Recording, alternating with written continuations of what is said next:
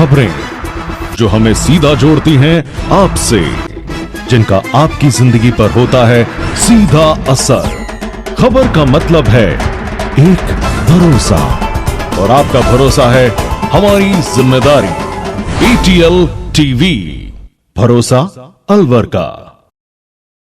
नमस्कार, ATL TV के सभी दर्शकों का स्वागत है। खबरों के साथ मैं अर्चना जैन। बढ़ते हैं आज के हेडलाइंस के साथ।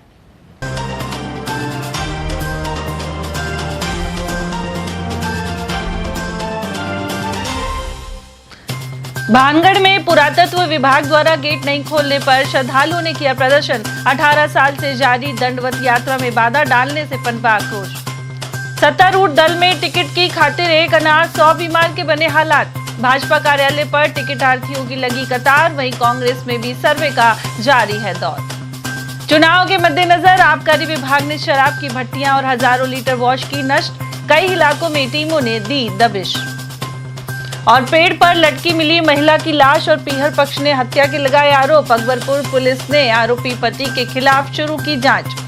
और अब खबरों को हम जानेंगे विस्तार से। ऐतिहासिक भानगढ़ में पुरातत्व विभाग के खिलाफ नारेबाजी के साथ प्रदर्शन किया गया। टहला थाना क्षेत्र के गोलाकाबाद से यहां करीब 18 वर्षों से आ रही दंडवत यात्रा के पहुंचने पर संबंधित कार्मिकों ने भानगढ़ के मुख्य गेट नहीं खोले। ऐसे में श्रद्धालुओं ने जमकर नारेबाजी करते हुए गेट खोलने की मांग उठाई। जानकारी के अनुसार गोलाकाबाद से भानगढ़ प्राचीन हनुमान मंदिर की 18वीं दंडवत यात्रा सुबह 5 बजे भानगढ़ मोड़ से रवाना हुई। यह यात्रा करीब 10 बजे भानगढ़ के मुख्य प्रवेश द्वार पर पहुंची, लेकिन हनुमान मंदिर से भूमिया जी मंदिर के लिए मुख्य गेट नहीं खोलने पर करीब 1000 श्रद्धालु ग्रामीणों ने विरोध प्रदर्शन किया। साथ ही नारे भी लगाए। रूपेश गोयल और सुरेश शर्मा सहित अन्य ग्रामीणों ने बताया कि गोलाकाबाद से हर वर्ष की तरह दंडवत पदयात्रा पहुंची थी, लेकिन इस बार मनमानी करते हुए भक्तों को जाने नहीं दिया गया। इस संबंध में टहला थानाधिकारी को भी सूचना दी गई। उधर धरने के 1 घंटे बाद पुरातत्व विभाग के CEO अनुराग सहित पुलिस चौकी इंचार्ज ने धरना स्थल पर पहुंचकर समझाइश की, लेकिन स्थानीय श्रद्धालुओं की मांग थी कि हनुमान मंदिर से आगे मुख्य द्वार को खोलकर रथ यात्रा और झांकी के साथ भूमिया बाबा स्थल तक जाने दिया जाए। दूसरी ओर CEO ने ऐसे आदेश नहीं होने की बात कहते हुए असमर्थता जताई। काफी देर तक बहस के बाद मुख्य द्वार से अंदर रथ यात्रा न ले जाते हुए श्रद्धालुओं को जाने की अनुमति दी गई, लेकिन श्रद्धालुओं में सहमति नहीं बनी। आखिरकार धरना समाप्त कर दिया गया। भानगढ़ पुरातत्व विभाग अलवर जिले के मुख्य कार्य से लगभग 95 किलोमीटर दूर पर स्थित है और ये दक्षिण छोर में है। यहाँ के जो कर्मचारी और उच्च अधिकारी हैं जिनकी तानाशाही चल रही है। हमारी स्थानीय जो दंडवत यात्रा आती है हर वर्ष की, इस बार भी आई है। ये मुख्य गेट को नहीं खोलते हैं और भानगढ़ के कुंड पर स्थित है शिव जी का स्थान जो सोमेश्वर के नाम से जाना जाता है। उसके भी मुख्य गेट के ऊपर ताला लगा रखे हैं और को किसी प्रकार की पूजा पाठ नहीं करने देते हैं और स्थानीय लोगों को भी अंदर प्रवेश नहीं करने देते हैं। ये लोग स्थानीय लोगों से भी अभद्रता के साथ में व्यवहार करते हैं। आज गोलाकाबाद से हर वर्ष की बात ही दंडवत यात्रा जो हर साल आती है और पुरातत्व विभाग की तानाशाही की वजह से ना तो मंदिर को आगे जाने देते हैं और इनके जो भी अलीगल काम है वो सब में रात को JCB चलाते हैं, जिसके प्रूफ मेरे पास है। और ट्रैक्टर वगैरह सब अवैध जाते हैं। ये गाँव का अगर पुरातत्व विभाग चाहता है कि गोलाकाबाद या नहीं है तो बाहर बोर्ड लगा दे कि लोकल आदमियों के लिए प्रतिबंध है। ये कब तक अपनी तानाशाही करेंगे? ये यात्रा तो 18 साल से चलती हुई आ रही है। कभी गेट बंद करते हैं, कभी मेन गेट बंद करते हैं। ये तानाशाही गोलाकाबाद नहीं सहेगा। जब तक ये गेट नहीं खुलता मैं यहीं पे धरना दूंगा। जो भी मुकदमा कुछ कराना मेरे खिलाफ कराओ, कोई चिंता नहीं। अलवर में नगर निकाय चुनाव को लेकर प्रमुख दल प्रत्याशियों के चयन की मशक्कत कर रहे हैं। कांग्रेस द्वारा सर्वे को अंतिम रूप दिया जा रहा है। वहीं सत्तारूढ़ दल के नाते भाजपा में टिकट के दावेदारों की बहुतायत है। शनिवार सुबह भाजपा कार्यालय पर वन मंत्री संजय शर्मा के पास टिकट मांगने वाले प्रत्याशियों की कतार लगी रही। दावेदार अपने अपने वार्डों के समर्थकों और कार्यकर्ताओं को साथ लेकर मंत्री को आवेदन पत्र सौंपते नजर आए। कई दावेदारों ने पार्टी के पुराने पार्षदों और पूर्व प्रत्याशियों को लगातार टिकट देने के बजाय नए कार्यकर्ताओं को भी मौका देने की मांग रखी। वन मंत्री ने सभी को भरोसा दिलाया कि सर्वे के आधार पर पैनल तैयार कर टिकटों का वितरण किया जाएगा। संजय शर्मा ने बताया कि पार्टी में कई स्तरों पर सर्वे चल रहा है। कार्यकर्ताओं से फीडबैक लेने के साथ ही पार्टी का आंतरिक सर्वे भी जारी है। उन्होंने कहा कि 26 अगस्त से पहले सभी वार्डों के पैनल तैयार कर लिए जाएंगे और 27 अगस्त से पहले प्रत्याशियों की पहली सूची जारी कर दी जाएगी। मंत्री ने बताया कि प्रत्येक वार्ड में कम से कम 10 दावेदार टिकट मांग रहे हैं, जबकि कई वार्डों में यह संख्या इससे भी अधिक है। टिकट एक ही प्रत्याशी को मिलना है, लेकिन भाजपा का कार्यकर्ता अनुशासित है। उन्होंने उम्मीद जताई है कि टिकट नहीं मिलने पर भी कार्यकर्ता पार्टी के साथ रहेगा और निर्दलीय के रूप में नामांकन दाखिल नहीं करेगा। यदि कोई कार्यकर्ता निर्दलीय फॉर्म भरता है तो उसे मनाने के लिए वरिष्ठ नेताओं की टीम बनाई गई है, जिसे कोर कमेटी के रूप में भी देखा जा सकता है।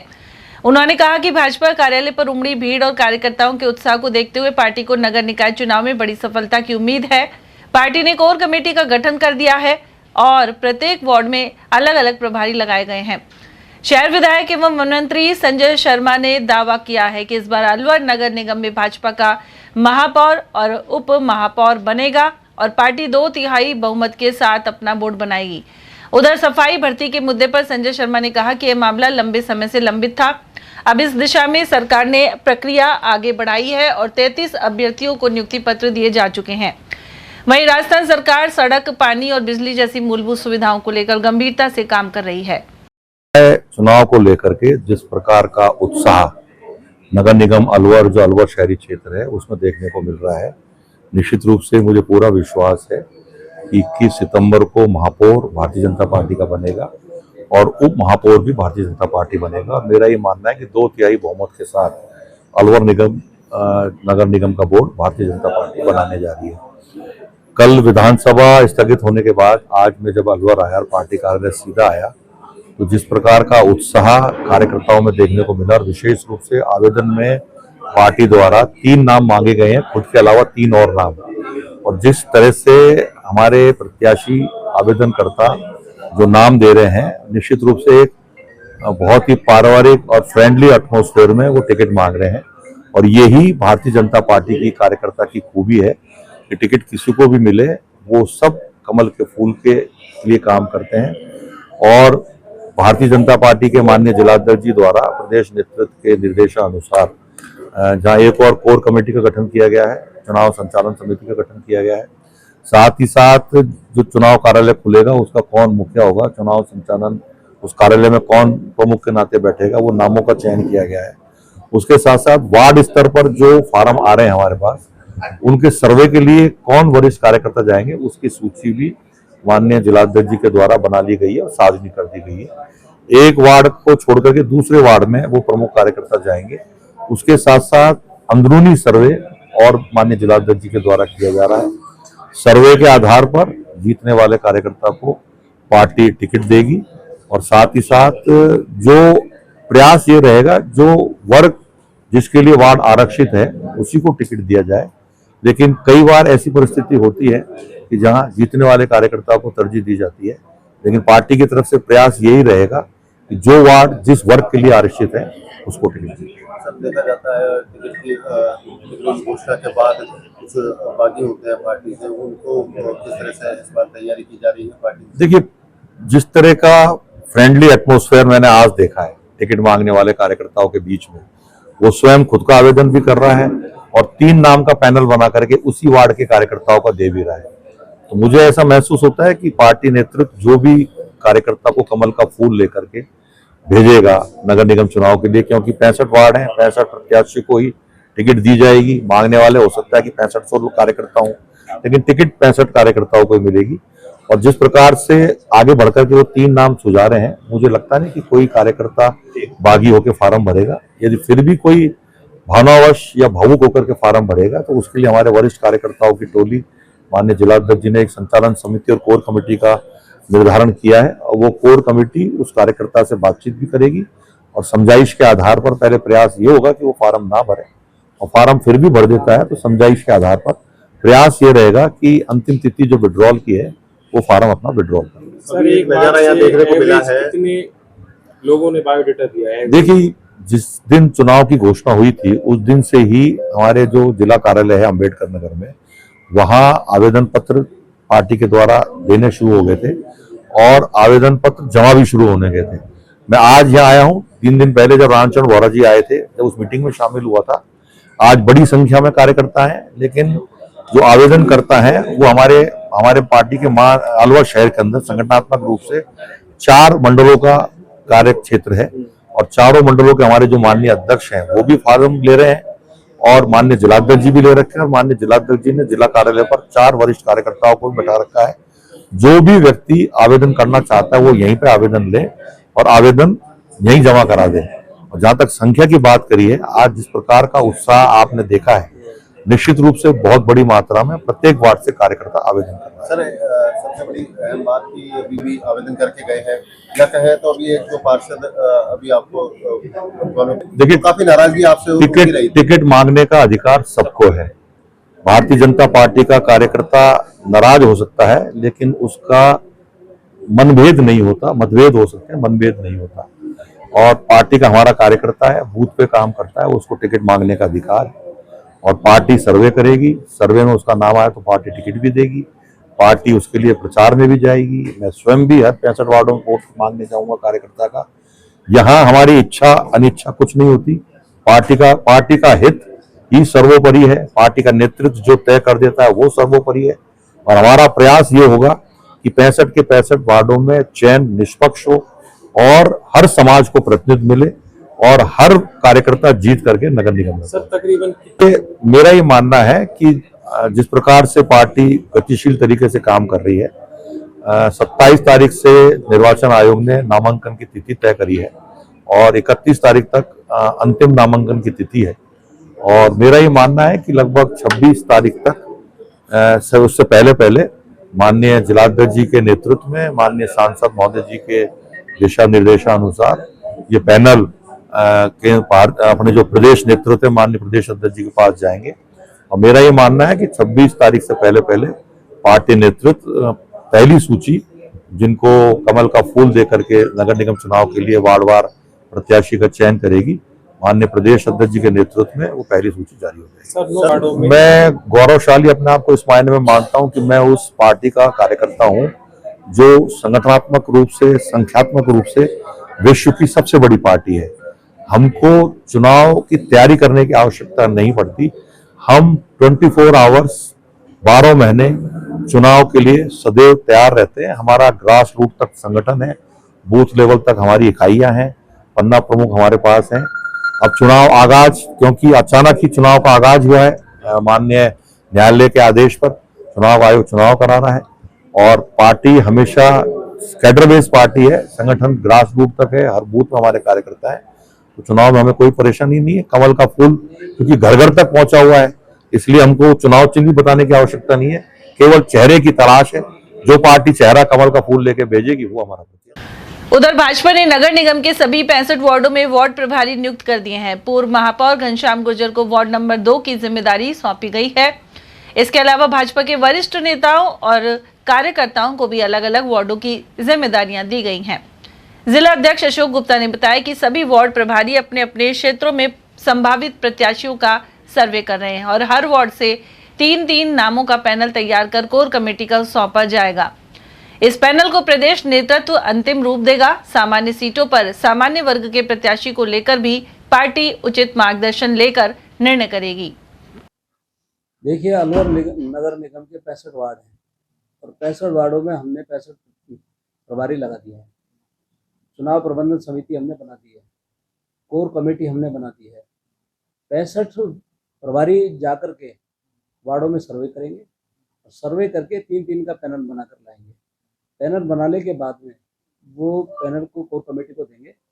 कोर कमेटी को देने के बाद में उसमें निर्णय होगा और फिर उस निर्णय के बाद में शीर्ष नेतृत्व को वो पेश की जाएगी और उसके बाद में जो भी फाइनल होगा वो ये कार्यकर्ताओं का चुनाव है और पार्टी का मन है कि मूल कार्यकर्ता हो, टिकाऊ और जिताऊ भी हो।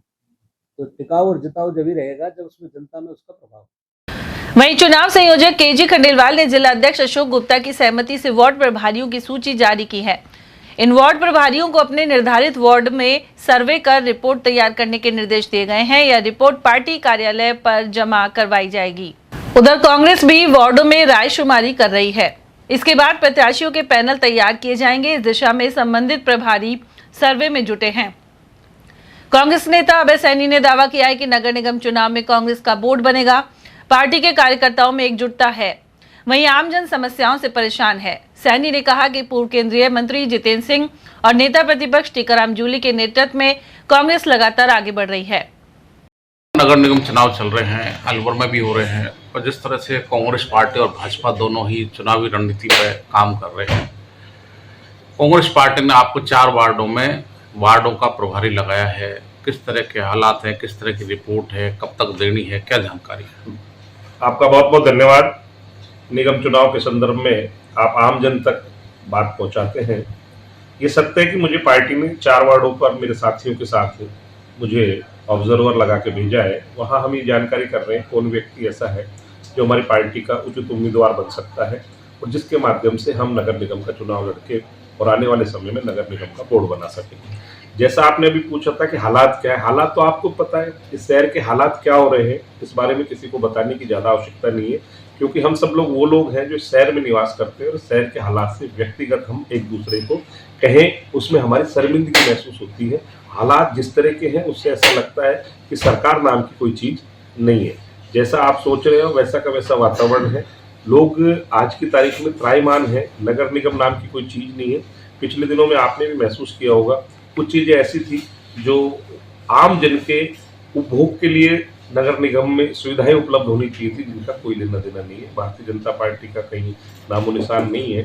सत्ता के लोग मद में मस्त है, वो लोग आम जन के बारे में कोई नहीं सोच रहे। चुनावों में कांग्रेस का बोर्ड बनेगा। हमारे माननीय नेता प्रतिपक्ष और हमारे आदरणीय भंवर साहब राष्ट्रीय महासचिव, उनके नेतृत्व में चुनाव होगा। पूरी पार्टी मजबूती से चुनाव लड़ रही है। पूरे 65 वार्डों में ऑब्जर्वर लगाए दिए गए हैं। बहुत ही अच्छे और कर्मठ कार्यकर्ता और जो लोगों की जनसेवा करना चाहते हैं उन लोगों को अवसर दिया जाएगा और अलवर में नगर निगम का बोर्ड कांग्रेस बनाएगी और निश्चित ही इसका ऐसा परिणाम आएगा जो कभी कोई सोच नहीं सकता। स्पष्ट बहुमत में हम लोग जीत कर आ रहे हैं। 65 वार्डों में से हम लगभग 55 वार्डों के आसपास हमारे एक अच्छी हमारी आज की तारीख में परफॉर्मेंस है। कुछ वार्ड है जहां हम कमजोर हो सकते हैं, वहां भी हम प्रयास कर रहे हैं कि अच्छे उम्मीदवार देके और एक अच्छा चुनाव लड़के हम बोर्ड को आने वाले समय में कांग्रेस का बोर्ड गठित करेंगे। किन मुद्दों पर कांग्रेस पार्टी नगर निगम के चुनाव में जनता के बीच जा रही है? शहर की सुविधाओं के बारे में है। नल, बिजली, पानी, रोड कहीं बन नहीं रहे हैं, सुविधा का नाम नहीं है। नगर निगम के जिस तरह का भ्रष्टाचार का आलम फैला हुआ है उसको किस तरह से आप सब लोग हम देख रहे हैं। कोई किसी की सुनने वाला है नहीं। इन हालातों में ऐसा लगता है कि सरकार नाम की कोई चीज़ है नहीं। नगर निगम जो है आम जन के लिए शहर की व्यवस्था, शहरी क्षेत्र की व्यवस्था के लिए गठित एक बोर्ड है जिसमें शहर में होने वाली परेशानियों को दूर किया जाता है। लोग किसी की सुनने को तैयार नहीं है।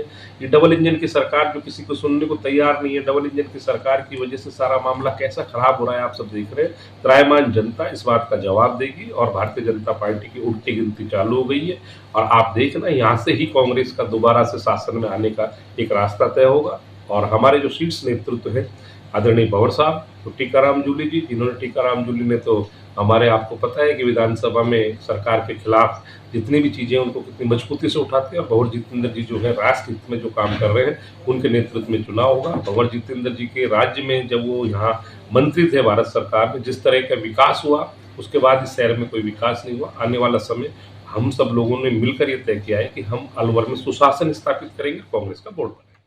कुल मिलाकर चुनावी गतिविधियां लगातार जोर पकड़ रही हैं और वहीं अलवर नगर निगम चुनाव के मद्देनजर वैश्य समाज भी सक्रिय हो गया है। अखिल भारतीय वैश्य सम्मेलन ने राजनीतिक दलों से सामान्य वार्डों में सामान्य वर्ग के प्रत्याशियों को ही टिकट देने की मांग उठाई है। जिला अध्यक्ष अशोक सिंघानिया ने कहा कि यदि राजनीतिक पार्टियां सामान्य सीटों पर सामान्य वर्ग के प्रत्याशियों को टिकट नहीं देती है तो वैश्य समाज विरोध करेगा।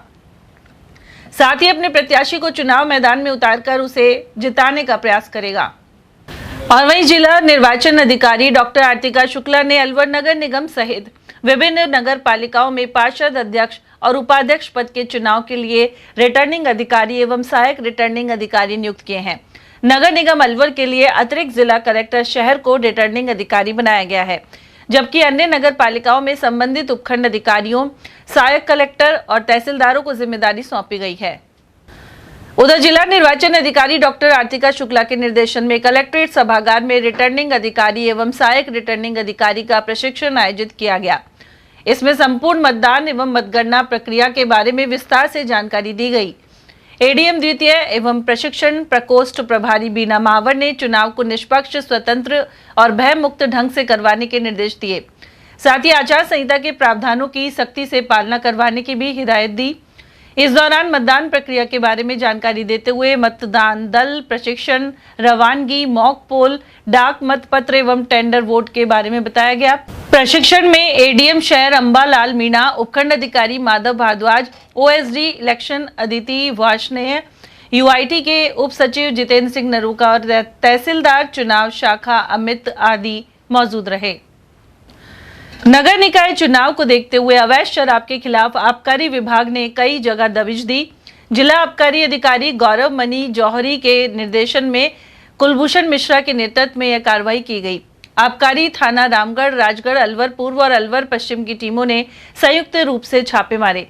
इस दौरान टीमें बरवाड़ा, चढ़वाई, नाड़का, बिलासपुर, रूपारेल नदी, पाटा, रायसिंह बास, मुबारकपुर, बरवाड़ा बास और मिलकपुर क्षेत्र में पहुंची। यहां अवैध रूप से संचालित 8 शराब की भट्टियों को नष्ट किया गया। टीम ने मौके से करीब 100 लीटर नाजायज हथकढ़ शराब बरामद की, जबकि शराब बनाने के लिए तैयार करीब 20,000 लीटर वॉश को भी मौके पर नष्ट कर दिया गया।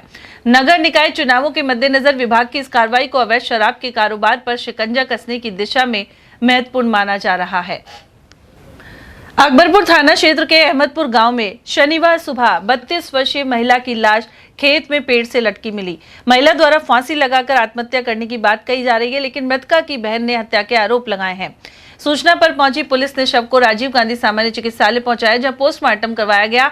जानकारी के अनुसार अहमदपुर निवासी राजकुमार यादव की पत्नी उषा यादव घर से करीब आधा किलोमीटर दूर खेत पर गई थी। कहा जा रहा है कि वहां उसने पेड़ पर फंदा लगाकर आत्महत्या कर ली। सुबह खेत की ओर कचरा डालने गई महिलाओं ने उसे पेड़ पर लटका देखा और परिजनों को सूचना दी।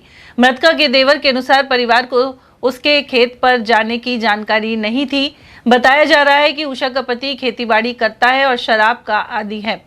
वहीं मृतका की बहन राजवंशी ने गंभीर आरोप लगाते हुए कहा कि उसका पति उषा के साथ मारपीट करता था। बहन ने बताया कि जब वे उषा को लेने गई थी तो उसके साथ भी मारपीट कर उसे घर से भगा दिया गया। राजवंशी ने हत्या की आशंका जताते हुए पुलिस से न्याय की मांग की है। फिलहाल पुलिस आत्महत्या के कारणों और बहन के आरोपों की जांच कर रही है। वहीं मृतका के 2 छोटे बेटे हैं, जिनके सिर से मां का साया छिन गया है। इसने मारता है, पीटता है मेरी बहन को, बहुत मारता पीटता है। कैसे मारी है मुझे नहीं पता। 3 दिन पहले पुलिस लेके गई थी। मैं पुलिस लेके गई थी, उसके घर पे नहीं भेजा गाँव वाला। उसने डंडा उठा उठा के मार रहा था मेरे को भी, वहाँ को भी। अब होने का तो साफ पता नहीं है। देखो मेरे को क्या सूचना मिली? मैं तो अलवर रहता हूँ। मैं तो अब सुबह फोन आया मेरे पास, तो ये सूचना। क्या बताया? वो एक्सपायर हो गई बस। कैसे? भाई पेड़ के लटकी हुई भाई, फांसी लगाते? हाँ पेड़ के लटकी हुई। किसने सूचना दी? उनमें पड़ोसी तो कोई पूरी पूरी डाल गए? वो पड़ोसी ने फोन किया था बस। क्या कहा? बोला वो ऐसे उसकी मैसेज है, पेड़ के लटकी हुई। बच्चे वगैरह कितने? 2। बच्चे क्या काम करता है? ये खेती करता है, खेती बाड़ी। तो फिर कब देखा है इसको इन्होंने? अब वो तो कोई पड़ोसन वो रूढ़ी की हेल गिरने के जब देखा है सुबह। घर से कब से निकली हुई थी? थानागाजी थाना क्षेत्र के ग्राम झांकड़ी के खेत में कीटनाशक का छिड़काव कर रहे किसान ने दम तोड़ दिया। जानकारी के अनुसार झांकड़ी निवासी 42 वर्षीय धर्मपाल मीणा शुक्रवार शाम अपने खेत में कीटनाशक का छिड़काव कर रहा था। इसी दौरान जहरीली दवा के असर से हालत बिगड़ने पर परिजन उसे तत्काल थानागाजी अस्पताल लेकर पहुंचे, जहां प्राथमिक उपचार के बाद गंभीर स्थिति को देखते हुए अलवर रेफर कर दिया गया। अलवर में उपचार के दौरान रात करीब 10 बजे धर्मपाल ने दम तोड़ दिया। धर्मपाल के परिवार में पत्नी और 3 बच्चे हैं। घटना के बाद परिवार में मातम छा गया। वहीं सूचना पर पहुंची थानागाजी थाना पुलिस ने शव का पोस्टमार्टम करवाकर परिजनों को सौंप दिया है और मामले की जांच शुरू कर दी है। मेरा नाम धर्मपाल मीणा, पुत्र श्री बद्री प्रसाद मीणा, झांकड़ी। शाम के समय खेत में कीटनाशक दवाई छिड़क रहा था। उस दौरान इसने कोई पदार्थ खा लिया, इसकी डेथ। यहाँ हॉस्पिटल लेके आए अलवर, और अलवर इलाज के दौरान डेथ। तो ये होता है छिड़कने के दौरान मुंह में चली जाती है, खा लिया, क्या हो गया? ये तो इसी को पता, खा लिया या मुंह में गई है। बाकी ये है कि कीटनाशक दवाई छिड़क रहा था खेत में, जो मक्का वगैरह में जो कीट वगैरह लगते हैं उनकी दवाई छिड़क रहा था। अब इंसिडेंट क्या हुआ ये तो यही जाने से क्या। परिवार में कौन कौन है? परिवार में इसकी वाइफ है और उसके 2 बेटियां हैं, 1 बेटा है। इन बच्चे कमाने वाला यही था? कमाने वाले यही था, वाइफ भी कमाने लायक नहीं है और ये एक अकेला ही था। बच्चे छोटे हैं, एक की 7 साल उम्र है, एक की 5 साल और एक की 4 साल के आसपास। यहाँ पे कितने बजे लेकर आए कल? यहाँ हम पहुंच गए थे 9 बजे के आसपास, 9 सवा 9 के आसपास। अलवर जिले में अलग अलग स्थानों पर अज्ञात वाहनों की टक्कर से 2 युवकों की जान चली गई। मालाखेड़ा थाना क्षेत्र के महुआ कला गांव में अज्ञात वाहन की टक्कर से 32 वर्षीय युवक की दर्दनाक मौत हो गई। हादसे में जान गंवाने वाला युवक बाबूलाल प्रजापत खेतीबाड़ी का काम करता था। हादसे के बाद परिवार में कोहराम मच गया। वहीं परिजनों का रो रो कर बुरा हाल है। मृतक के चाचा हरि सिंह ने बताया कि परिवार के लोग खेतीबाड़ी के काम से खेतों पर गए हुए थे। इसी दौरान बाबूलाल सड़क किनारे घायल अवस्था में मिला। उसके सीने पर चोट के निशान थे और पसलियां टूटी हुई थी। ग्रामीणों ने घटना की जानकारी परिजनों को दी, जिसके बाद उसे तत्काल जिला अस्पताल लाया गया। यहां चिकित्सकों ने जांच के बाद बाबूलाल को मृत घोषित कर दिया। पुलिस अब उस अज्ञात वाहन की तलाश में जुटी है जिसने युवक को टक्कर मारी है। बाबूलाल अपने पीछे 4 बच्चों और परिवार को छोड़ गया है। वे 2 बहनों का इकलौता भाई था। इसका बाबूलाल प्रजापति। पिताजी का नाम? रमेश चंद। कहाँ का रहने वाला है? महुआ कला। कितनी उम्र है? 32 साल। अच्छा, तो क्या सूचना मिली थी, क्या कर रहे थे आप? हम तो खेतों में काम कर रहे थे। अच्छा, सूचना ये मिली कि रोड पे पड़ा है, पेट्रोल पंप के पास में। कौन सी जगह? पेट्रोल पंप के पास में, दादर पेट्रोल पंप के पास में पड़ा था। अच्छा, फिर उसके बाद पहुंचे मौके पे? फिर वहाँ से हम गाड़ी लेके आए। फिर गाड़ी में पता चला यहाँ पे सरकारी हॉस्पिटल ले गए। क्या बताया डॉक्टर ने? डॉक्टर ने ये बताया कि यहाँ चेस्ट पे कुछ धब्बे से लगे हुए थे और यहाँ से पसली टूटी हुई। वाहन ने टक्कर मारी? हाँ, वाहन ने टक्कर मारी। उधर बगड़ तिराया थाना क्षेत्र में रामगढ़ रोड पर अज्ञात वाहन की टक्कर से बाइक सवार एक युवक गंभीर रूप से घायल हो गया। उसकी सामान्य चिकित्सालय में उपचार के दौरान मौत हो गई। मृतक की पहचान डीग जिले के लेहसर गांव निवासी 25 वर्षीय फैजल के रूप में हुई है। जानकारी के अनुसार फैजल उद्योग नगर थाना क्षेत्र में एक ठेकेदार के अधीन पत्थर का पाउडर बनाने वाली फैक्ट्री में मजदूरी करता था। वह अपने गाँव से ठेकेदार मौसम से करीब 2 माह की मजदूरी के पैसे लेने आया था। उधर सूचना मिलने पर बगड़ तिराया थाना पुलिस मौके पर पहुंची और घायल फैजल को उपचार के लिए अलवर के राजीव गांधी सामान्य चिकित्सालय पहुंचाया। यहां उपचार के दौरान उसकी मौत हो गई। पुलिस अज्ञात वाहन और हादसे के कारणों का पता लगाने में जुटी है। फैजल। पिताजी क्या नाम है उसका? कुर्सी। कहाँ का रहने वाला है? लोहसर गांव का। अच्छा, ये कहाँ से कहाँ जा रहा था? ये सर यहाँ पैसा काम करता था ठेकेदार के पास। कहाँ पे? अलवर में, MIA में। अच्छा, तो वहाँ पे उसके पास काम करता था तो उसने पैसे नहीं लिए। इसके 2 महीने की सैलरी रोक रखी थी। तो ये पैसे लेने आया था यहाँ इधर, तो अब वापस गया है। पता नहीं उसने पैसे दिए हैं नहीं दिए हैं इसके लिए। तो उसने रास्ते में ये जाने पे एक्सीडेंट हो गया था। कौन सी जगह हुआ ये? बगड़ के तिराहे से आगे हुआ है थोड़ी सी।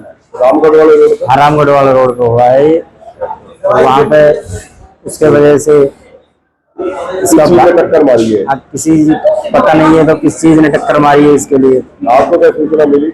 हमको सूचना पुलिस ने कंफर्म किया था। क्या बताया? पुलिस ने लावर हॉस्पिटल में यहाँ भर्ती कर गए। पुलिस उसको चली गई है। जिला कलेक्टर डॉक्टर आर्तिका शुक्ला के निर्देशन पर नगर निगम आयुक्त लक्ष्मीकांत कटारा ने शहर के विभिन्न स्थानों पर सफाई व्यवस्था का सघन निरीक्षण किया। आयुक्त ने शहर में कंपनी बाग में स्थित पिंक टॉयलेट, मुख्य गेट पर सार्वजनिक शौचालय सहित मोती डूंगरी नाले का निरीक्षण किया। उन्होंने सफाई व्यवस्था को और अधिक प्रभावी एवं सुदृढ़ करने के निर्देश दिए हैं। साथ ही आमजन को भी स्वच्छता बनाए रखने और कचरा निर्धारित स्थान पर ही डालने को लेकर समझाइश की गई। साथ ही सार्वजनिक स्थलों पर निर्माण अपशिष्ट अथवा अन्य प्रकार का कचरा डालने वालों के खिलाफ प्रभावी कार्रवाई होगी। ऐसे कई लोगों से जुर्माना भी वसूला गया है। नेता प्रतिपक्ष टीकाराम जूली ने शिक्षा मंत्री मदन दिलावर की कार्यशैली को आड़े हाथ लिया है। जूली ने कहा कि शिक्षा मंत्री का काम महिला शिक्षिकाओं का मोबाइल चेक करना या उन पर टिप्पणी करना नहीं है। वे पूर्व शिक्षा मंत्री पर भी व्यर्थ टिप्पणी कर रहे हैं। नेता प्रतिपक्ष ने आरोप लगाया कि स्कूलों की खराब हालत के चलते बीजेपी इस प्रकार का आचरण कर रही है। राजस्थान में हिंसा का स्थान नहीं है। मदन दिलावर जी जिस प्रकार का काम कर रहे हैं, आचरण कर रहे हैं, मैंने पहले भी कहा था, मदन दिलावर जी इस प्रदेश के शिक्षा मंत्री हैं। उनका काम ये नहीं है कि वो महिला शिक्षिकाओं का मोबाइल चेक करें, उनका काम ये नहीं है कि महिलाओं पर टिप्पणी करें, उनका काम ये नहीं है कि वो पूर्व जो हमारे शिक्षा मंत्री जी हैं उन पे टिप्पणी करें, उनका काम ये नहीं है कि वो टीचर्स के बारे में अनर्गल टिप्पणी करें, उनका काम ये नहीं है कि वो आदिवासी समाज से पूछे कि तुम्हारा डीएनए चेक कराएंगे, तुम्हारा बाप कौन है। ऐसा तो हमारा शिक्षा मंत्री है जिसने राजस्थान की भद्द पीट दी। आज स्कूलों की जो हालत खराब हुई है उससे बचने के लिए बीजेपी इस प्रकार का आचरण कर रही है। श्रावण मास शुक्ल पक्ष में पुत्रदा एकादशी शनिवार को मनाई जाएगी। स्कीम 10 निवासी पंडित यज्ञ शर्मा के अनुसार इस दिन अनेक शुभ संयोग बन रहे हैं। इन योगों में भगवान के पूजन, परिक्रमा, व्रत और कथा सुनने से सुख समृद्धि प्राप्त होने की मान्यता है। एकादशी पर मंदिरों में हिंडोले भी प्रारंभ होंगे, जिनका समापन रक्षाबंधन को होगा। सावन मास शुक्ल पक्ष में मनाई जाने वाली पुत्रदा एकादशी कल 23 अगस्त रविवार को बड़ी श्रद्धा के साथ मनाई जाएगी। एकादशी से ही मंदिरों में कल से हिंडोले, जिन्हें की झूलन यात्रा भी कहते हैं, प्रारंभ हो जाएंगे। एकादशी पर कल सर्वार्थ सिद्धि योग, रवि योग, राजयोग व प्रीति योग नामक चतुर्थ महासंयोग बन रहे हैं। इन चतुर्थ महासंयोगों में भगवान विष्णु की पूजा करने से, भगवान विष्णु का पंचामृत से अभिषेक करने से, भगवान की परिक्रमा करने से, एकादशी की कथा सुनने और एकादशी का व्रत करने से श्रद्धालुओं की मनोकामना पूर्ण होती है, धन ऐश्वर्य का विकास होता है। यह व्रत मुख्य रूप से पुत्र पौत्रादि की प्राप्ति के लिए और संतान की उन्नति, प्रगति व दीर्घायु के लिए किया जाता है। इसलिए इस एकादशी को शास्त्रों में पुत्रदा एकादशी कहते हैं। उदीयमान अर्थात सूर्योदय तिथि में कल 23 अगस्त को ही एकादशी तिथि होने से कल 23 अगस्त रविवार को ही एकादशी का व्रत श्रद्धालुओं द्वारा किया जाएगा। पौराणिक कथानुसार महिषपति नगरी में महिजित नामक राजा राज किया करता था। वह राजा बड़ा ही धर्मात्मा और दान पुण्य करने वाला होने के बावजूद भी वह राजा निसंतान था। लोमस ऋषि की आज्ञा से महिजित राजा ने इसी एकादशी का व्रत किया तो उसे पुत्र रत्न की प्राप्ति हुई। तभी से इस एकादशी का नाम पुत्रदा एकादशी हुआ और श्रावण मास शुक्ल पक्ष में इस एकादशी का विशेष महत्व माने जाने लगा। प्रतिवर्ष श्रावण मास की एकादशी से मंदिरों में हिंडोले अर्थात झूलन यात्रा प्रारंभ हो जाती है, जिसका समापन पूर्णिमा रक्षाबंधन के दिन होता है। ये हिंडोले 5 दिन के होते हैं, परंतु इस बार द्वादशी अर्थात 12 तिथि में वृद्धि होने से हिंडोले 6 दिन के होंगे और इस बार 28 अगस्त पूर्णिमा को रक्षाबंधन का त्योहार मनाया जाएगा। इसी दिन हिंडोले का समापन हो जाएगा और रक्षाबंधन वाले ही दिन इस बार श्रावण मास का भी समापन हो जाएगा। भारतीय खेल प्राधिकरण के इंदिरा गांधी स्टेडियम स्थित खेल प्रशिक्षण केंद्र की ओर से cycle on Sunday fit India अभियान जारी है। इसके तहत 23 अगस्त को 84वें संस्करण का आयोजन किया जाएगा। प्रभारी शिव कुमार सैनी ने जानकारी दी। उन्होंने बताया कि साइकिल ड्राइव में एनएसएस से जुड़े प्रतिभागियों के साथ छात्र और संकाय सदस्य भी शामिल होंगे। रैली स्कीम 2 स्थित राजकीय खन्ना सीनियर सेकेंडरी स्कूल से सुबह 6:10 पर शुरू होगी। 23 अगस्त को अयोध्या में होने जा रहे राम भगत समागम में शास्त्र और शस्त्र कार्यक्रम होगा। इसमें अलवर की school of martial arts self defence academy के 25 योद्धाओं को चुना गया है। प्रशिक्षक सोमवीर सिंह तंवर ने बताया कि इनकी कुशलताओं को देखते हुए हनुमानगढ़ी ट्रस्ट के महंत कल्याण दास ने अलवर के इन 25 बालक बालिकाओं योद्धाओं को चुना है। वे तलवार, लाठी, दंड, पट्टा और शक्ति चक्र जैसे परंपरागत हथियारों का प्रदर्शन करेंगे। यह कार्यक्रम विश्व हिंदू परिषद भवन अयोध्या में आयोजित होगा। कार्यक्रम अखिल भारतीय क्षत्रिय महासभा और हनुमानगढ़ी ट्रस्ट के समन्वय से किया जा रहा है। सहायक कर्मचारी जिला संघ द्वारा अलवर के सामान्य चिकित्सालय स्थित ब्लड बैंक में रक्तदान शिविर आयोजित किया गया। संघ के जिला अध्यक्ष मनीष शर्मा ने बताया कि ब्लड बैंक में रक्त की कमी को देखते हुए लगे शिविर में 17 लोगों ने रक्तदान किया। वहीं 7 से 8 लोगों ने पहली बार रक्तदान किया है। इनमें शामिल ममता ने लोगों से रक्तदान के प्रति जागरूक होने की अपील की। वहीं शिविर के दौरान पीएमओ भी मौजूद रहे, जिन्होंने रक्तवीरों का हौसला बढ़ाया। मेरा नाम ममता है और ब्लड डोनेशन करके मुझे बहुत अच्छा लगा, क्योंकि मैं चाहती थी कि मेरे को ब्लड डोनेशन करना, पर कभी ऐसा कोई मौका नहीं मिला। आज मिला तो मैंने ब्लड डोनेशन किया। कैसा महसूस हो रहा है और आगे क्या किस तरह की प्रेरणा देंगे? ठीक महसूस हो रहा है और आगे भी अगर रहा किसी को नीड पड़ी तो मैं ज़रूर ब्लड डोनेशन करूँगी। आप अपनी सहेलियों को किस तरह बताएंगे? कि मैं बताऊँगी ब्लड डोनेशन करना चाहिए और ये हमारा राइट भी है और लोगों की हेल्प होती है, तो हमें ब्लड डोनेशन करना चाहिए। आज राजस्थान चिकित्सा स्वास्थ्य एवं परिवार कल्याण कर्मचारी महासंघ के संबंध सहायक कर्मचारी महासंघ के बैनर तले राज्य के राजीव गांधी चिकित्सालय में परिसर में सहायक कर्मचारी संघ की तरफ से ब्लड डोनेशन कैंप लगाया गया है। अभी बैंक में ब्लड की भारी कमी है, प्रसूताओं को ब्लड देना पड़ता है। राज्य सरकार की योजना है जिसके तहत चिकित्सा संस्थान में और सरकार में ब्लड की भारी कमी आ रही है। जो नए बच्चे लगाए राजस्थान सरकार ने, तो इन सब बच्चों ने स्वेच्छा से राज्य सरकार की चिकित्सालय परिवार की और मरीजों की हित में, उनकी भलाई में स्वेच्छा से ब्लड डोनेट किया है। कितने लोगों की ज्वाइनिंग हुई है? कितने लोगों ने? आज तकरीबन 40 बच्चों ने ज्वाइन किया है अब तक कुल, और उनमें से 17 लोगों ने, ये जिलाध्यक्ष हैं राधेश्याम शर्मा जी, इन समेत 17 बच्चों ने आज ब्लड डोनेट किया है। इप्टा अलवर का 18वां द्विवार्षिक सम्मेलन संपन्न हुआ। महासचिव राजेश माहिवाल ने इस दौरान पिछले 2 वर्षों का ब्यौरा प्रस्तुत किया। वहीं मोहनलाल गुप्ता कोषाध्यक्ष ने भी आय व्यय का विवरण रखा।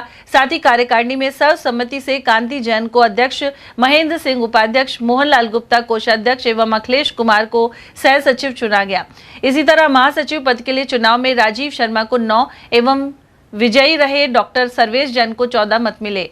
चुनाव संपन्न करवाने की जिम्मेदारी निर्वाचन अधिकारी इप्टा के कार्यकारी प्रदेश अध्यक्ष नगेंद्र जैन एवं पर्यवेक्षक इप्टा के प्रदेश अध्यक्ष जगदीश शर्मा ने संभाली। अंत में अध्यक्ष कांति जैन ने सभी को धन्यवाद ज्ञापित किया। श्रावण मास के उपलक्ष्य में नामदेव चौक नया रूपबास स्थित शिवालय में श्री शिव महापुराण कथा जारी है। स्वामी कमलदास बापू ने शनिवार को चौथे दिन भगवान शिव के व्रतों की कथा सुनाई। उन्होंने कहा कि जो निर्मल मन से भगवान शिव के व्रतों को करता है उसकी सभी मनोकामनाएं पूरी होती हैं। उधर कथा सुनने के लिए बड़ी संख्या में महिला श्रद्धालु पहुंची। और यहाँ लेंगे एक छोटा सा ब्रेक। आप देखते रहिए एटीएल टीवी। श्री श्याम श्रृंगार केंद्र, भोला तस्वीर वाला, बजाजा बाजार, जैन मंदिर के नीचे, अलवर। हमारे यहाँ उपलब्ध है सभी प्रकार की पोशाकें, स्टोन पोशाक, गुजराती पोशाक, स्टोन की माला और बांसुरी हमारे यहाँ कुशल कारीगरों द्वारा तैयार किए जाते हैं।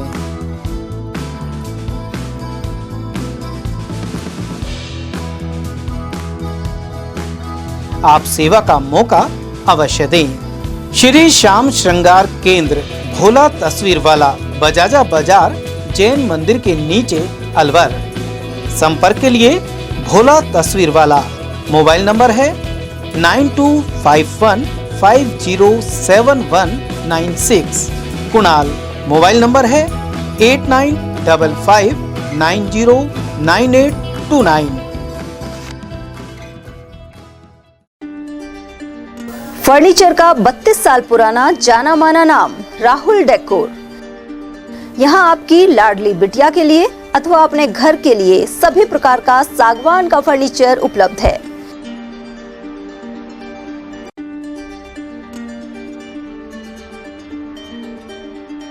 Double bed, dressing table, sofa set सागवान एवं कपड़े वाले तथा सेंटर टेबल, भट्टी कलर, स्टील अलमारी, ब्रांडेड एवं सॉफ्टी फोम के गद्दे आपकी नाप तोल से बनाए जाते हैं।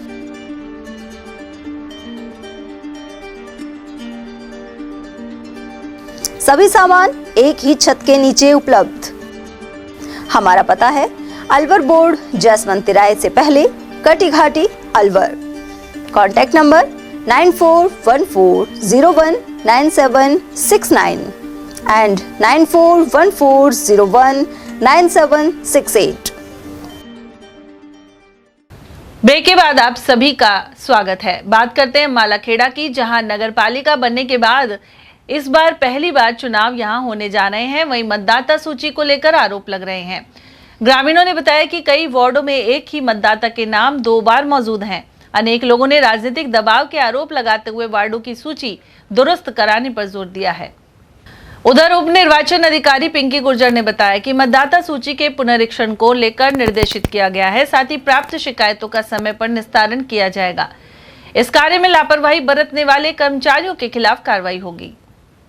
नगर निगम नगर निकाय चुनाव को लेकर जिला निर्वाचन अधिकारी डॉक्टर आरतिका शुक्ला के निर्देश पर उप निर्वाचक अधिकारी मालाखेड़ा पिंकी गुर्जर के द्वारा समस्त तैयारियों को मॉनिटरिंग की जा रही है। वहीं इसी को लेकर मालाखेड़ा क्षेत्र के कई वार्डों में डबल मतदाताओं की प्रविष्टि होने तथा ऐसी महिलाओं के नाम भी हैं जो अब यहाँ मालाखेड़ा में नहीं रहती हैं।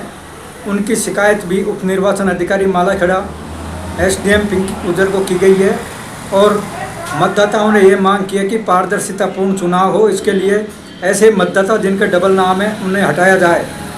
और अब देखना है कि मालाखेड़ा में पहली बार चुनाव हो रहे हैं, जो सभी लोग चाहते हैं कि यहाँ शांतिपूर्ण मतदान हो, प्यार प्रेम भाईचारे से हो। मैं अवधेश सिंह एटीएल न्यूज़। मेरा सभी नागरिक बंधुओं से विनम्र निवेदन है कि मालाखेड़ा में पहली बार नगर पालिका के चुनाव हो रहे हैं, जिसमें 100% मतदान करें, शांतिपूर्ण मतदान में अपना योगदान दें।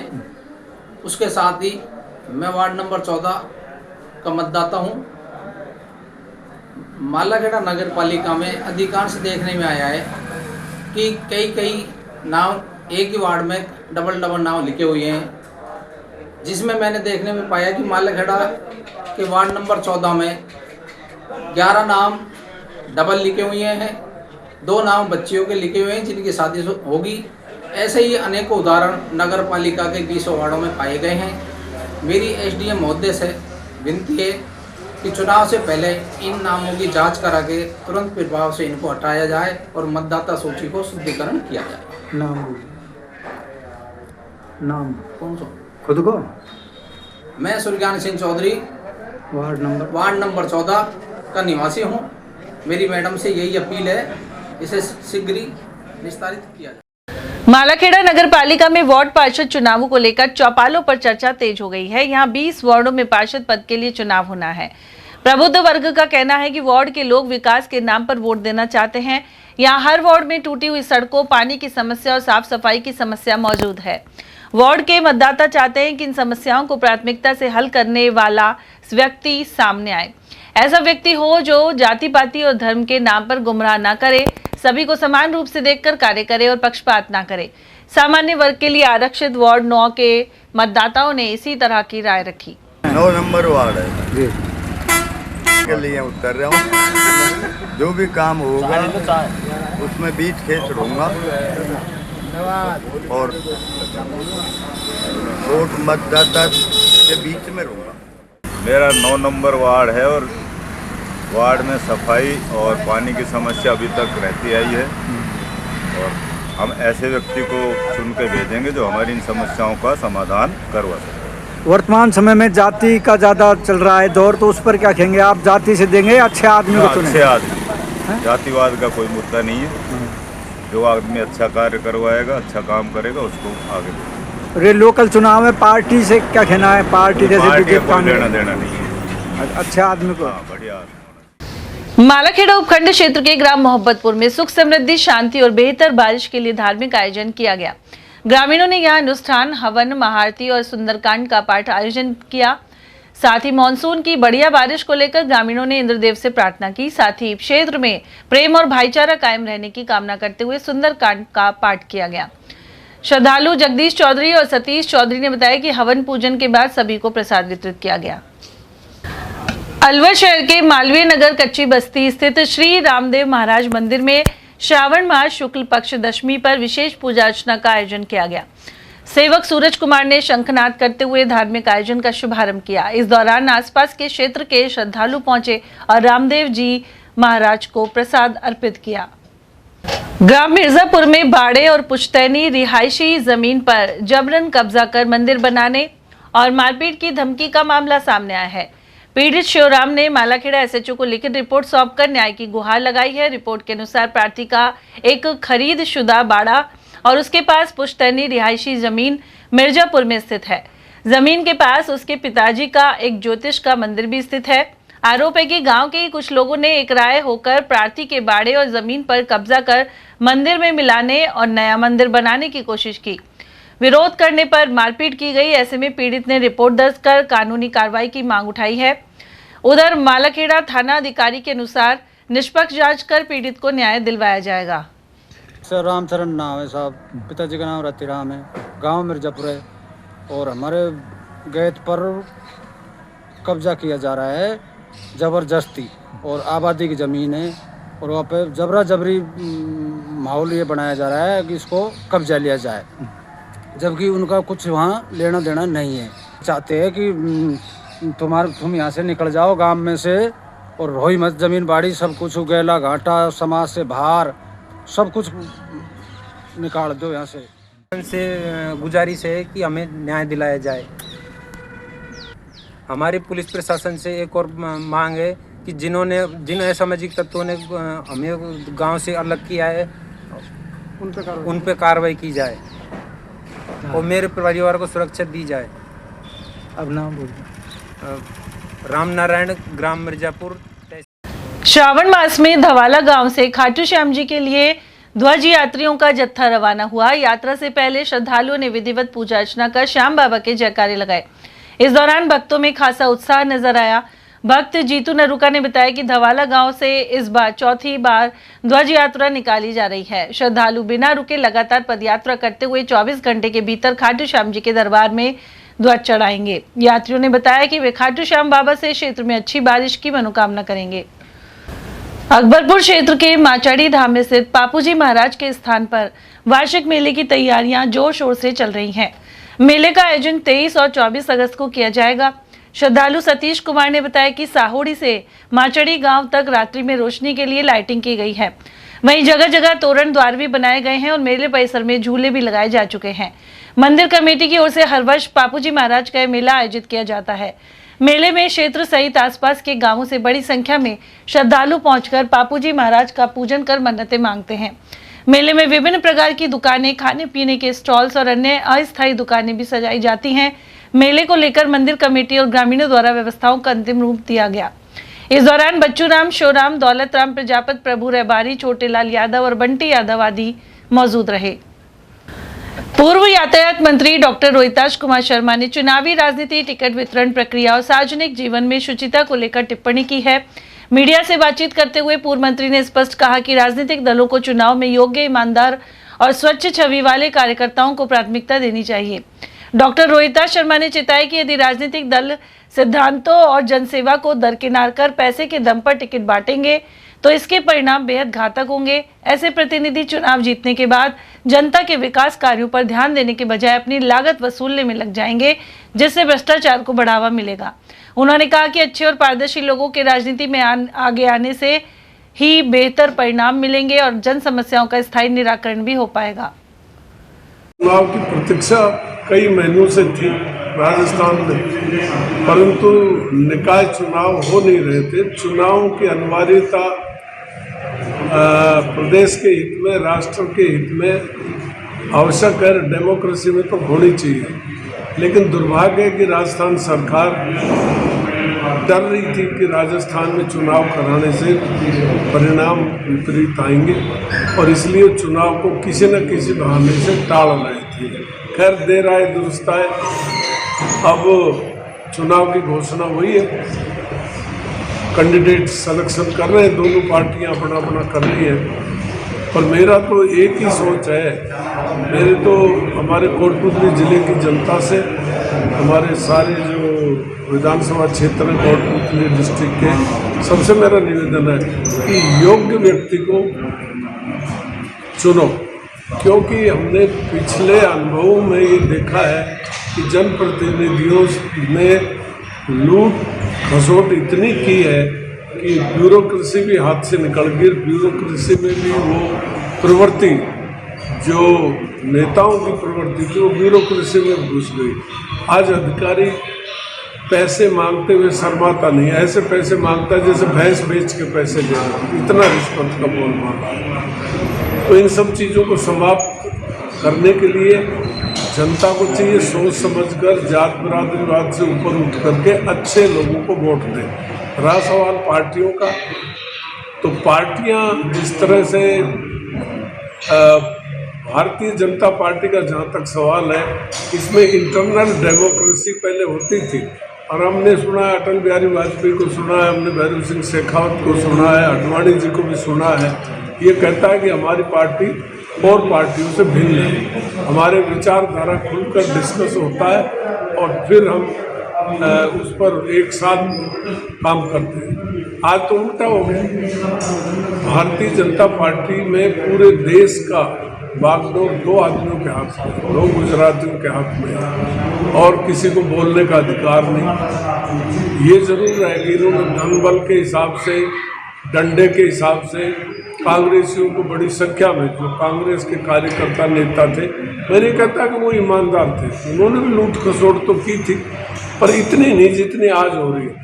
पर उनको ईडी का डर दिखा दिखा करके उन सब को अपने पाड़े में ला लिया।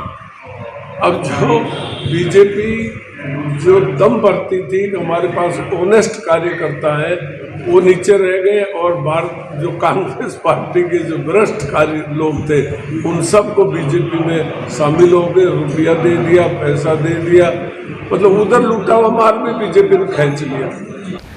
पर्यावरण संरक्षण एवं हरियाली संवर्धन के उद्देश्य से Kaushalyam institute for training and research द्वारा खैरतल नवीन मंडी में पौधे लगाए गए। इसमें डिप्लोमा इन स्पेशल एजुकेशन द्वितीय वर्ष के प्रशिक्षणार्थियों एवं शिव ज्योति मनोविकास विद्यालय के बौद्धिक दिव्यांग विद्यार्थियों ने भाग लिया।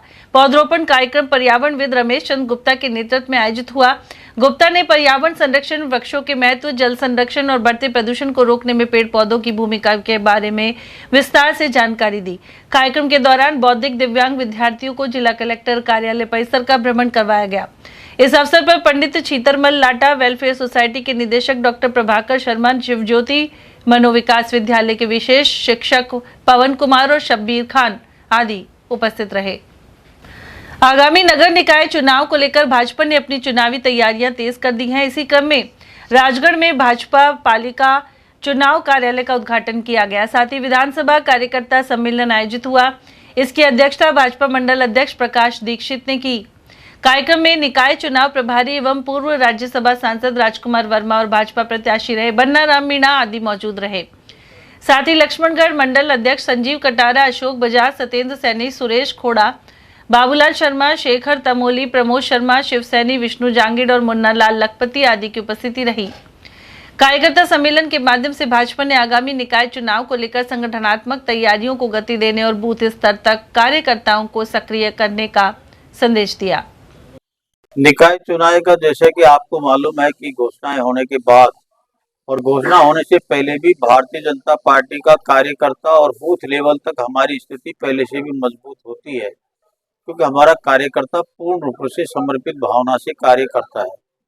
और राजगढ़ निकाय पालिका के जो चुनाव है उसमें जिस तरह का मैंने कल प्रभारियों की मीटिंग ली, आज हमारे सम्मेलन भी हुआ है कार्यकर्ताओं का, आज हमने जिला स्तर पर भी बैठे हम, तो उनसे जिस तरह का फीडबैक और सारा हुआ, तो मैं ये कहता हूँ नगर पालिका राजगढ़ के अंदर कार्यकर्ताओं में इतना उत्साह है और इस तरह का जुनून है कि उससे लगता है कि हमें 40 में से 40 सीटें पक्का हम वार्ड जीतेंगे और बहुत अच्छे मार्जिनों से हम जीतने जा रहे हैं। और उसका कारण ये कि माननीय प्रधानमंत्री जी के नेतृत्व में जो 12.5 वर्ष के करीब जो कार्यकाल हुआ है वो ऐतिहासिक हुआ है।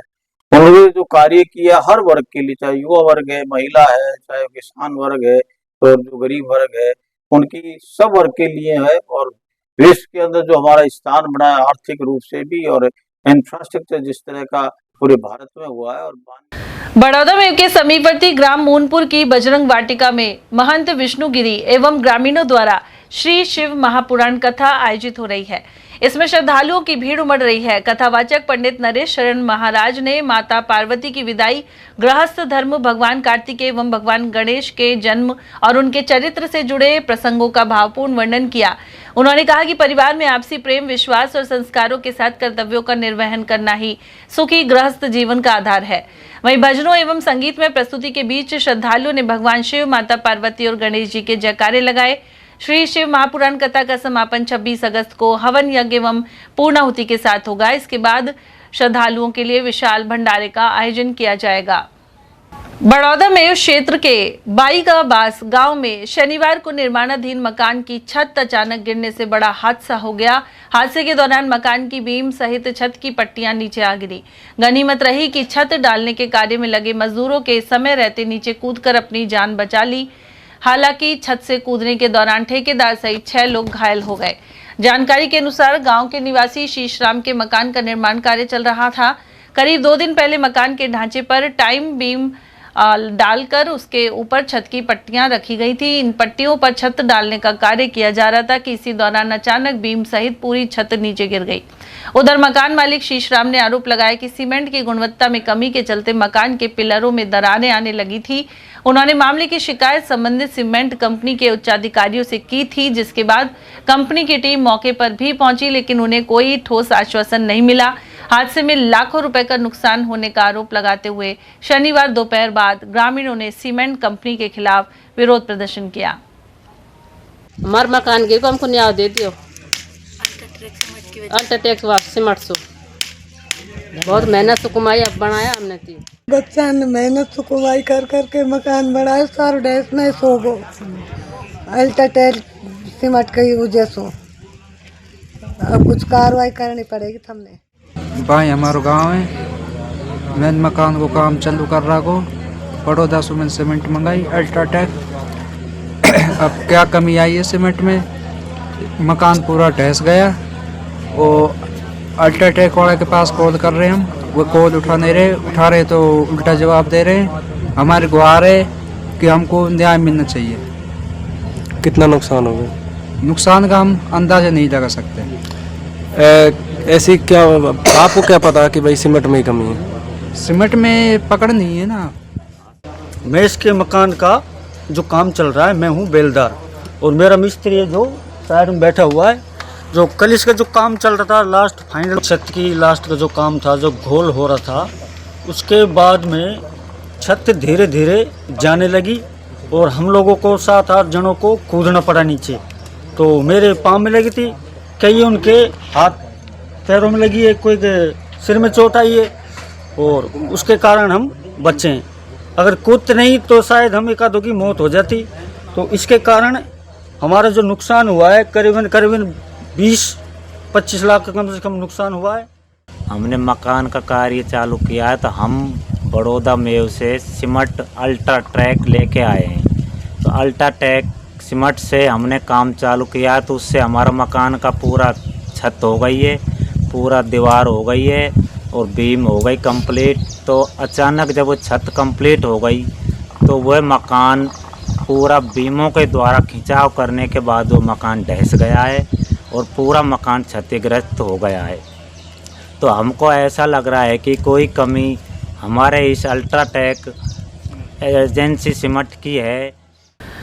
महिला अधिकारिता विभाग के सौजन्य से संचालित महिला सलाह एवं सुरक्षा केंद्र मोती डोंगरी में महिला सशक्तिकरण के मुद्दों पर विचार गोष्ठी की गई। कार्यक्रम का शुभारंभ केंद्र की समन्वयक दया गर्ग एवं काउंसलर शोभना शर्मा ने सपना संस्था की स्थापना और कार्यों की विस्तृत जानकारी देते हुए किया। साथ ही मुख्य अतिथि अतिरिक्त जिला पुलिस अधीक्षक प्रियंका यदुवंशी और डॉक्टर सरोज गुप्ता का स्वागत किया गया। जिला विधिक सेवा प्राधिकरण की ओर से पीएलवी मुस्तफा खान ने पीसीपीएनडीटी एक्ट, महिलाओं का घरेलू हिंसा से संरक्षण अधिनियम, बाल विवाह प्रतिषेध और पोक्सो अधिनियम आदि के प्रावधान बताए। साथ ही बताया कि विधिक सेवा प्राधिकरण अधिनियम के तहत निःशुल्क पैरवी के लिए मुफ्त वकील उपलब्ध करवाया जाता है।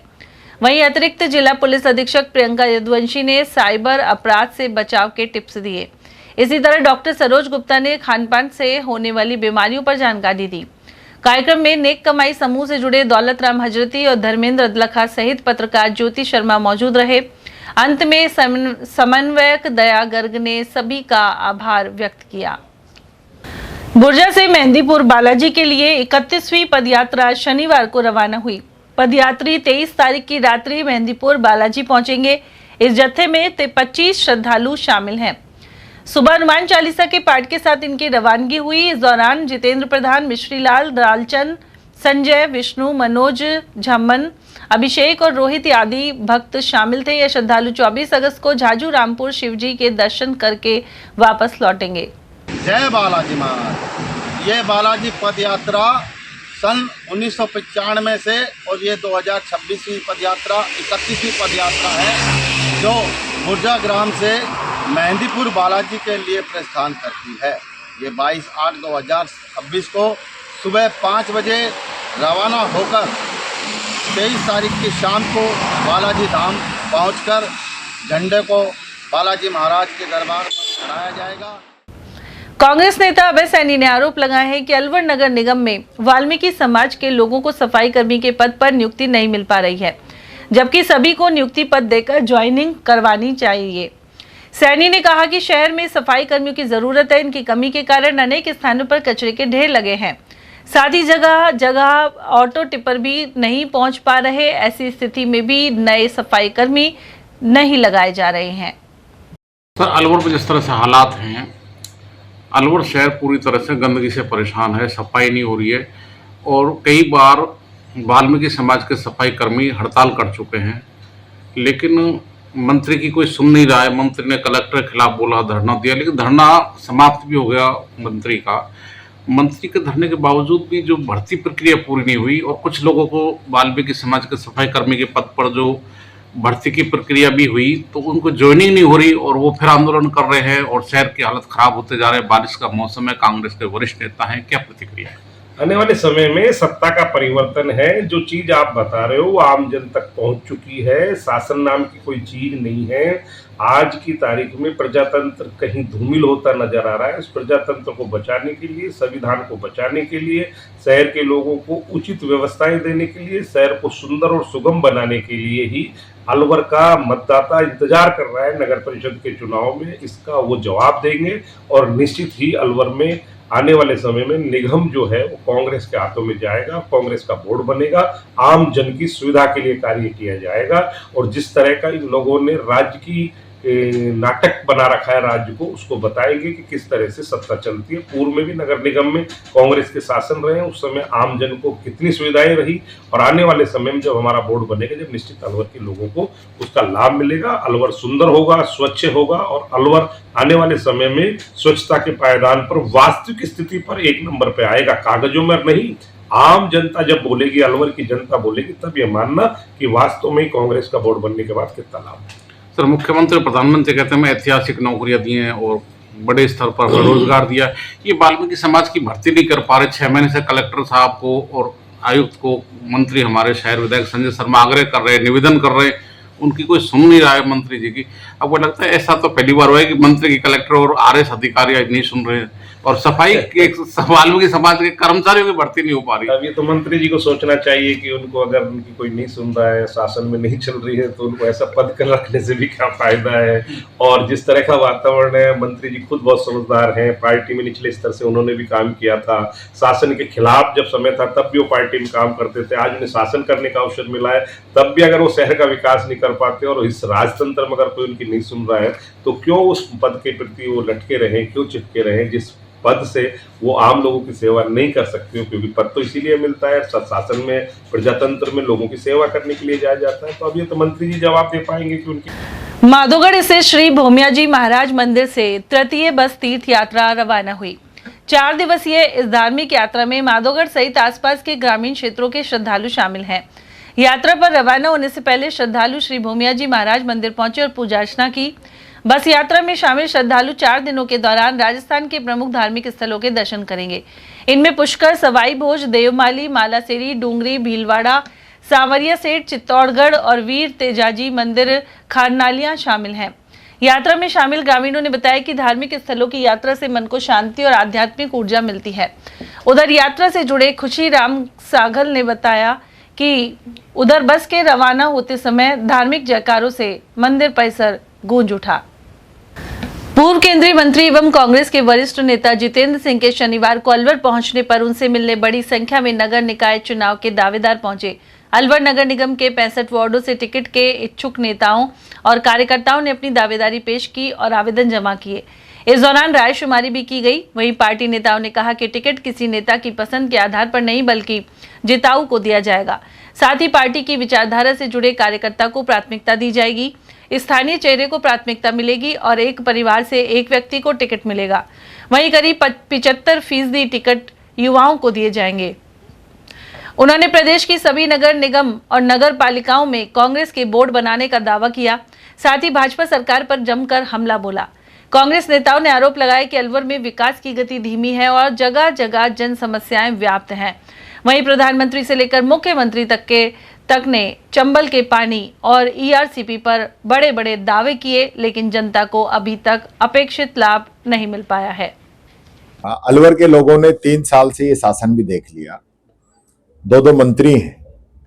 पहले तो भंवर जितेंद्र सिंह जी एक ही मंत्री थे और उन्होंने जो 9 से 14 के अंदर काम कराए, आज पूरे अलवर शहर के अंदर जितना भी काम हुआ है, चाहे वो सीवरेज का काम हो, चाहे वो यहाँ पे मोती डोंगरी के विकास का काम हो, चाहे यहाँ स्टेडियम का काम हो, चाहे यहाँ पे मिनी सचिवालय बनाने का काम हो, चाहे कटी घाटी में कन्या उपवन की बात हो, चाहे यहाँ पानी के जो समस्या के लिए उस समय हमने समाधान किया, जो काम किए वो काम, यहाँ शहर के अंदर सारे मोहल्लों के अंदर या कॉलोनियों के अंदर जो सामुदायिक भवन बने, जो लोगों को वहाँ लोकल सुविधा मिल सके, बारात है, शादी है, उस चीज का जो काम है, चाहे शहर के अंदर पहला तिरंगा झंडा लगाने की बात हो, चाहे सारे बस स्टॉप बनाने की बात हो, या नए अलवर की सोच हो,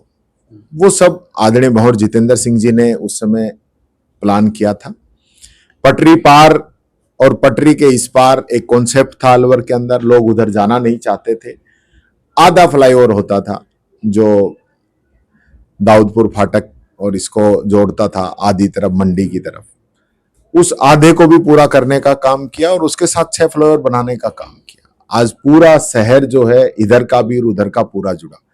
पटरी पार इलाके के अंदर सिंगल फेस बोरिंगें, सारे कॉलोनियों के अंदर सीसी सड़कें, सब उस समय का काम है। एक अलवर कैसा हो, अलवर का भविष्य आने वाले समय में कैसा हो, पूरा प्लान आदरणीय भंवर जितेंद्र सिंह जी का था। राम जल सेतु योजना जब अब इन्होंने इसका नाम कर दिया, पहले ईआरसीपी की थी, चंबल की योजना थी, उसको भी शुरुआत भंवर जितेंद्र सिंह जी ने यहाँ लाने की थी।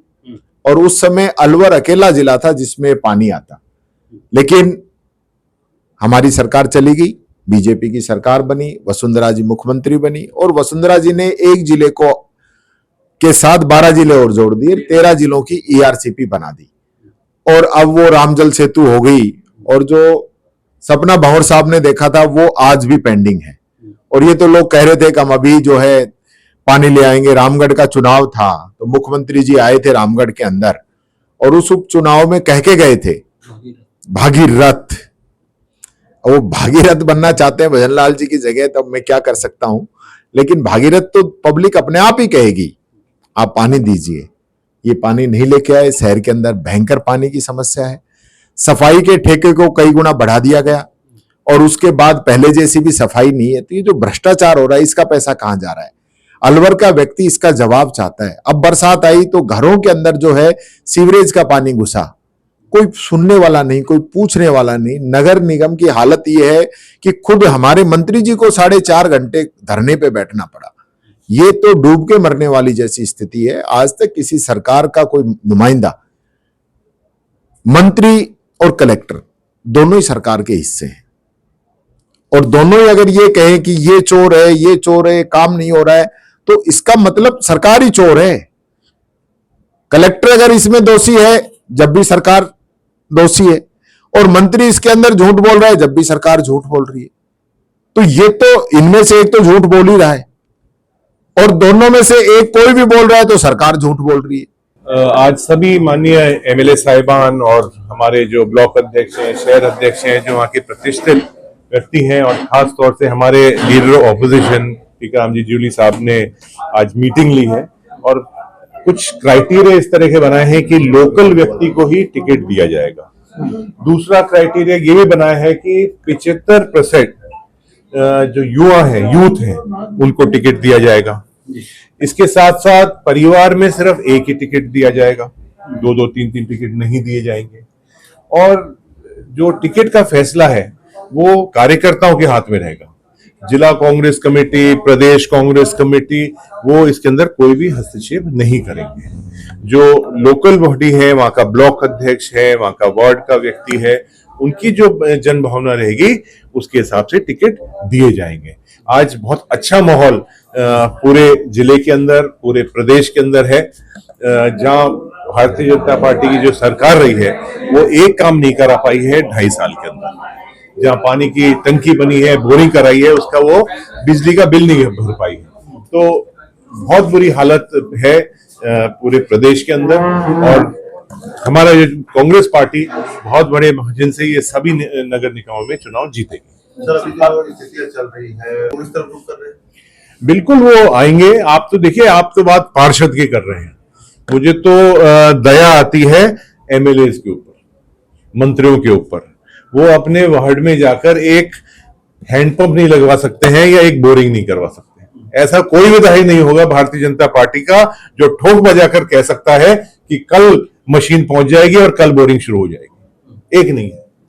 तो ये तो हाथ एमएलए का है, बाकी जो वहां का नगर पालिका का है, इनका कार्यकर्ता है, उनका तो भगवान मालिक है।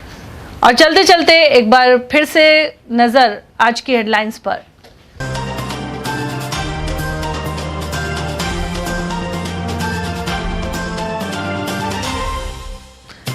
भानगढ़ में पुरातत्व विभाग द्वारा गेट नहीं खोलने पर श्रद्धालुओं ने किया प्रदर्शन। 18 साल से जारी दंडवत यात्रा में बाधा डालने से पनपा आक्रोश।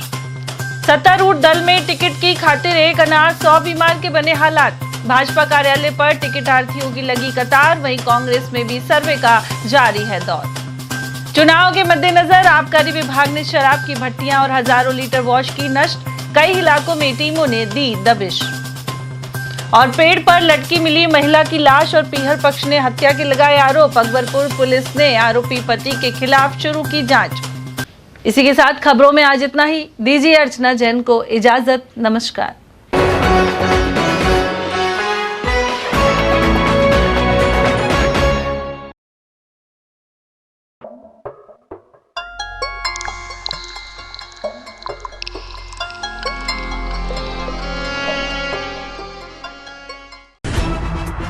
खबरें जो हमें सीधा जोड़ती हैं आपसे, जिनका आपकी जिंदगी पर होता है सीधा असर।